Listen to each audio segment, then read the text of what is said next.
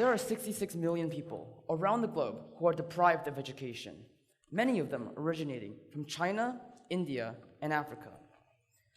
The world-famous Malala once said, "One child, one teacher, one book, and one pen can change the world."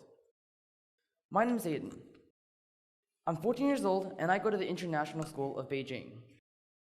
Ever since kindergarten, my parents have been sending me to international schools because they were supposed to be the best schools around, the most premium learning environments. They spend a lot of money on my education, obviously hoping that one day I'd graduate university and have a good adulthood. And I'm sure for the parents in the audience, that is something you would want for your children as well. But did you know that there are so many people out there, millions of children who don't graduate high school, some not even making it past middle school or even elementary school, and yet there are so many things that we can learn from them. 2 years ago, I got the chance to go with a non-profit organization called EGRC to go to a place called Gansu province and attempt to learn and experience what it's like for an economically challenged family, whether it's their home life, school life, or social life. So our first stop was their school. As you can expect from a rural part of China, the conditions there weren't so great. The desks were falling apart, the textbooks were moldy and tearing. The best piece of equipment they had in their room was a barely functional 2007 model Windows laptop, which to the people like us, that is an ancient piece of technology, forgotten in history. But despite those limitations, they don't let that stop them from achieving their goals. That's not going to hold them back. They still come to school every day with positive attitudes and smiles on their faces. So after that almost traumatizing experience, I wanted to learn more about their home life. So me and my mom, with the rest of the EGRC team, had 3 girls volunteer to take us to their home that was located far and deep in the mountains. After a near 3.5-hour drive, we finally arrived. The first 2 girls' houses were quite similar, which meant that they were both haunting. The walls were made of clay, the roof was made of straws, and the door was made of a rotting piece of wood that doesn't even cover up the entire doorway. When we got there, it was about dinner time. We found out that the families there ate nothing but plain old potatoes for dinner every single night, without ketchup, which is just sad.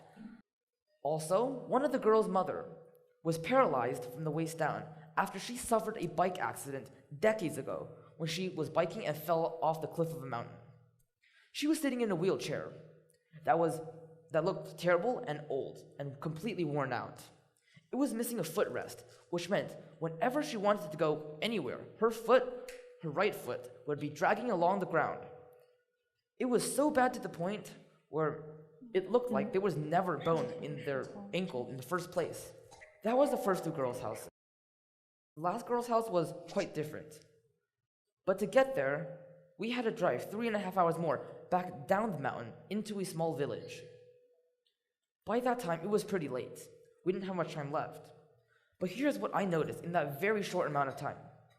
Instead of clay walls and straw roofs, I saw cracked cement and shattered windows.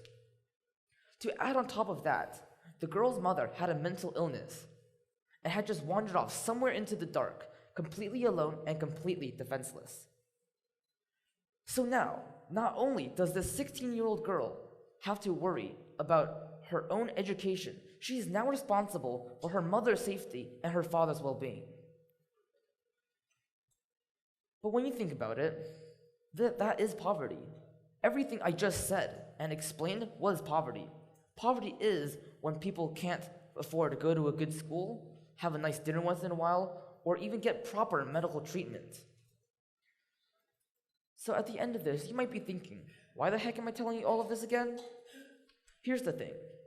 People like us, me, my mom, my dad, my grandma, you guys in the audience, we're rich. We have nice cars, nice bikes. We go to nice schools, have a good job. We get to arrive home from work to a nice, delicious dinner. During the summer, we get to sleep with a room with AC. We look at their living environment and think it's disgusting, pathetic, and gross. But if it was us who had to go through the same things that they did, just one night we would complain about every single thing possible. The kids would be running around saying, "Mommy, where's my Wi-Fi?" The adults would wake up grumpy and say, "Where's my coffee?" They don't complain about that stuff though. They are glad that they have a roof over their head. They are glad that they're not starving every single night. So we need to take opportunities that we get. We need to appreciate the good things we have in our lives. For example, before today, when my parents offered me this opportunity to speak on TED, I rejected it. Probably because I was playing video games. But that's beside the point. The point is, I'm so glad that I finally accepted it after giving it a second thought. Because look where I am right now. I am standing in this building, on this stage, on this red carpet, delivering my speech to you guys. So it's time for you to look around. Look at where you're sitting. Look at who you're sitting next to. Look at what you're wearing. Know that we are rich and we are special because we get things that other people will never get. We come across opportunities in our daily lives that other people will never get.